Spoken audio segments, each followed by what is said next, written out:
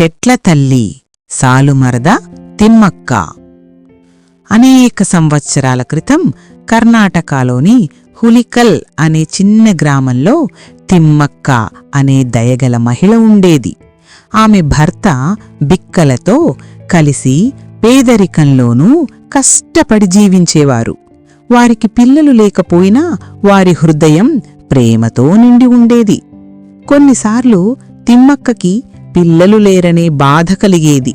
ఒకరోజు ఆమె భర్త ప్రేమగా అన్నాడు, మన ప్రేమను ఎవరికైనా ఇవ్వాలనుకుంటున్నాం, చెట్లకు ఇస్తే ఎలా? తిమ్మక్క ముఖం వెలిగిపోయింది. అది ఆమెకు ఎంతో అందమైన ఆలోచనగా అనిపించింది. ఇద్దరూ కలిసి రోడ్డు పక్కన 10 వటవృక్షాల మొక్కలు నాటారు.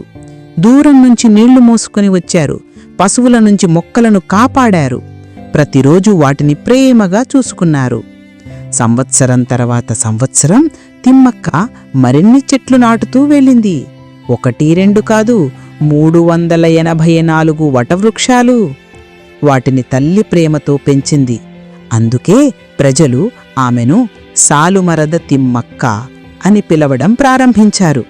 అంటే చెట్ల వరుసల తిమ్మక్క అని. కాలం గడిచే కొద్దీ ఆమె చేసిన సేవలు మొత్తం భారతదేశానికి తెలిసాయి. ప్రకృతి ప్రేమకు గుర్తింపుగా ఆమెకు అనేక పురస్కారాలు, అందులో పద్మశ్రీ కూడా లభించింది.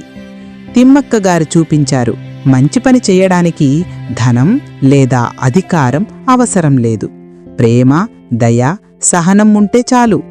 వారి చెట్లు ఈరోజు కూడా నీడ, పరిశుభ్రమైన గాలి, ఆనందం అందిస్తున్నాయి.